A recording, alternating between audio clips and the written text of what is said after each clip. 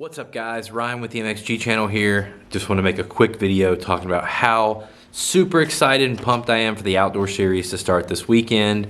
Wanted to hit on a couple key notes that we can keep in mind as far as what we can expect for the 450 class in the outdoor series. First of all, I was super excited about Malcolm Stewart riding outdoors. He hasn't rode them since what? 13 or 14. Just love to watch that guy ride. Always exciting when he's on the track. He's out, apparently a knee injury that was nagging him in Supercross, and there's a lot of speculation as to if this is really a nagging knee injury or if he just did not want to ride outdoors. So who knows? Either way, bummer not to have him on the track. And next, Cooper Webb, we've known he's out for a while. Apparently, you know, he dropped off on his training. He didn't have a great Supercross series. He's got a baby on the way. The guy says he just needs a break. Who am I to argue? He's out. Marv was on an SX only contract. Is he retired or what? What's going on? Is he going to go run that World Supercross series? I don't know, but we won't have him on the track either, I guess. Dungey. We know Dungey's coming back. I made a video about that. Super exciting. The best news though is that he said he's in for all 12 rounds. You know, I guess unless these first 2 rounds in California go horribly, he's in for all of them. And you know, I've got a baby on the way, so I'm not sure how I'm going to pull this off, but I want to make it to a national to see him ride because it could be the last time. Then Cairoli, you know, complete wild card here. Just retired last year. I think he's older than Dungey, but yet he was just racing, you know, the GPs last year. So he's still, you know, he's got the intensity there still. He's fresh from a lot of starts where Dungey hasn't done outdoor motocross since 16. So I don't know, guys.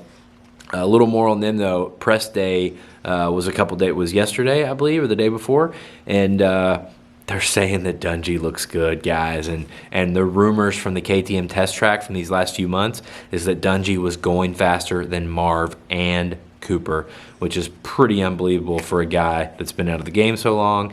And but you can tell by these photos, these promo photos he's putting out for Fox and KTM, the guy is in shape. He looks the same now as he did the day he came off the track when he retired and won that Supercross title in 17.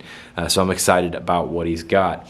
Another big surprise to me is Ken Roxin is in. I thought that guy might be done for good after, you know, sitting out of the Supercross series. If you want some insight into all that, then Jason Wygant's Exhaust podcast on the Racer X Network goes into like an hour interview with Roxin, and it goes into you know, his sicknesses and his issues and stuff that he had and why he pulled out. And he's been getting pretty defensive on Instagram.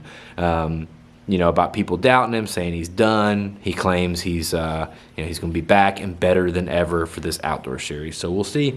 And then Tomac, which is also kind of a wild card. You know, one of the fastest guys in the world for sure. But he has that nagging knee injury as well. And he was not at press day.